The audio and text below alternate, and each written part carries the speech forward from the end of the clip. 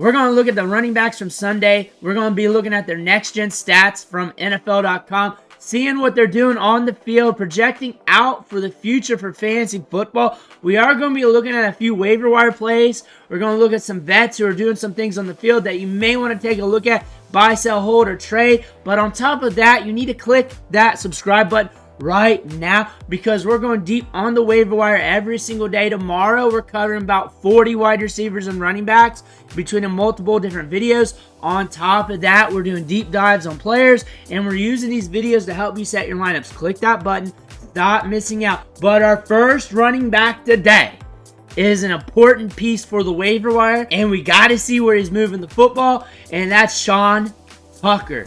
And Rachaad White's going to be back, and that's going to make this backfield very interesting. I do not know when he's going to be back. It might be next week, week after. But when we're looking at Sean Tucker here, we got some gusto to his game. We got some juice. We saw that at Syracuse. He was one of the top running backs in college football. Fell in the draft due to a heart condition, not because he was bad at football. And it was slow coming back. And now we're back. We're looking good on the field. We got our opportunity. The Tampa Bay Buccaneers like to use two running backs on the field. They like to split up the work. They like to go 1-for-1 with these running backs. It makes a headache for fantasy football. But one thing you can say, Bucky Irvin or Rachaad White's out, you may want to look at Sean Tucker. You may want to look at him, especially if you're hurting at the running back position and you need a running back that might be getting some touches.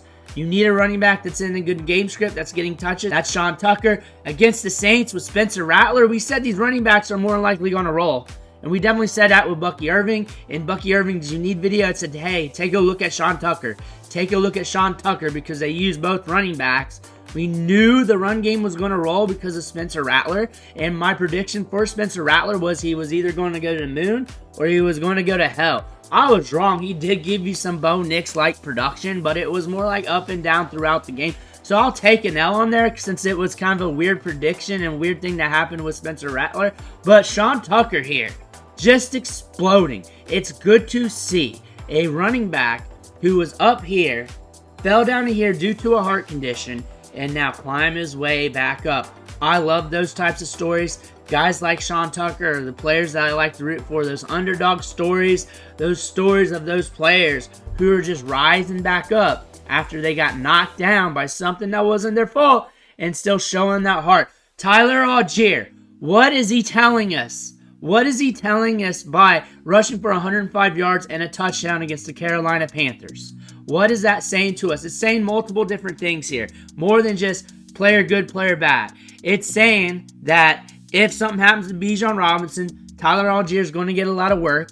Tyler Allgeier is going to get work as like a handcuff plus in some games where if you're hurting at running back due to these bye weeks and you're looking for a running back here, he might be a guy to pick up, and you just pray that he gets 10 opportunities and that he crosses the goal line. Another thing is they're not going to allow Bijan Robinson to be Kyren Williams. They're not going to allow that to happen. They're going to use Tyler Allgeier as the stopgap on the touches so he does not turn into Kyren Williams getting too many opportunities, running 54 snaps per game, leading all running backs in opportunities by a large margin, leading all running backs in pass blocking snaps. They're stop-gapping him, and they're saying, hey, we're not going to allow you to get run down. We want you for the full season. That's a good thing for Bijan Robinson managers, and that's also a bad thing because you want them to hit more upside. You want them on the field. You want to be greedy. However, you want your running backs lasting. You don't want them getting banged up, and you want them good for the fantasy playoffs. You don't want them run down. But also, when you look at Bijan Robinson's chart here, he's taking it to the outside. They're trying to get him in space. They're trying to get him to make some moves to make a guy miss where it's 1-for-1. They're trying to play to his strengths here, and Bijan Robinson's got a lot of upside. And the thing is, we're still early in the year. We're about halfway through it. We're still early in the year, and we're figuring things out with this team, and there's a lot of moving pieces with this offense. Coaching staff, quarterback, different wide receivers. Bijan Robinson, we're starting to unfold here with some production. You look down his chart, it's been steady. Trey Benson. The thing about Trey Benson is we're watching James Conner on the injury report. Came out for a little bit with that ankle, had to get it wrapped up, came back in. Saw 5 carries, 26 yards. Okay. The thing about Trey Benson is he's got that 4.39 speed. He got speed to burn, good size to just athleticism, drafted in the 3rd round. Amari DeMarcado's there. However, he's got the athleticism to pop one. But most importantly, we're sounding the alarm now because James Conner might be missing some practices this week, and you can play that strategically. You can pick up Trey Benson early. You can pick him up a little bit afterwards if he falls through the cracks. You could sell Trey Benson if there's a manager that needs a running back and you don't like him. Just because he's getting more opportunity doesn't mean you have to keep him either. If you don't like the player, you don't like the player. It's on you. I'm just helping you.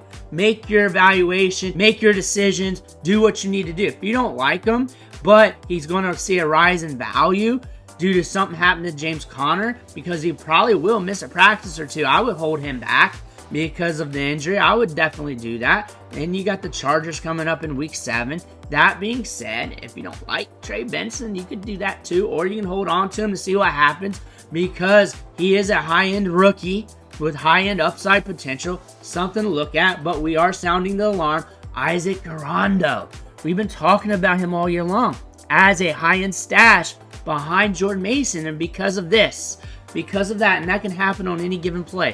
And that was at the end of the game. He did that slide. He would have housed that. That would have been more fantasy points. That being said, that can happen on any given play.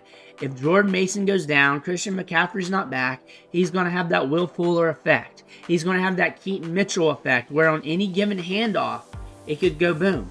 And it could be games that are high scoring, and then in the next few weeks, he does nothing, and then another game of high scoring. It could be just like that.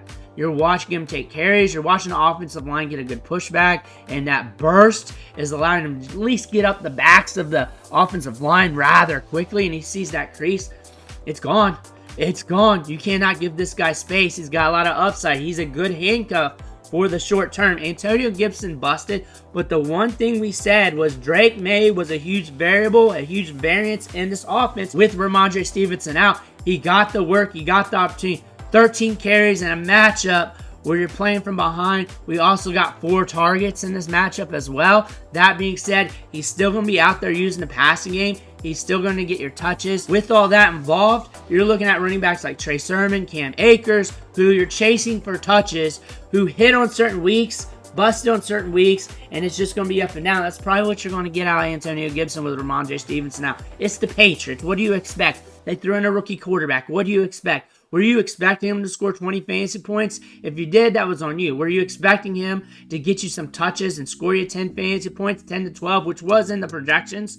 Then that's okay. That's okay. But remember, he's going to have some weeks where he hits. He's going to have some weeks where he's going to be a downer. But the touches are going to be there. It's the Patriots. You got a rookie quarterback there. You got a running back who's got good size and just athleticism, who's going to catch the ball in the backfield. You now have a running back now that you can look at in your lineups, play the matchups with. Whenever you need them, you can start them. Whenever you don't feel like it, you don't have to. But the touches are going to be there. J.K. Dobbins is getting the work with Gus Edwards out.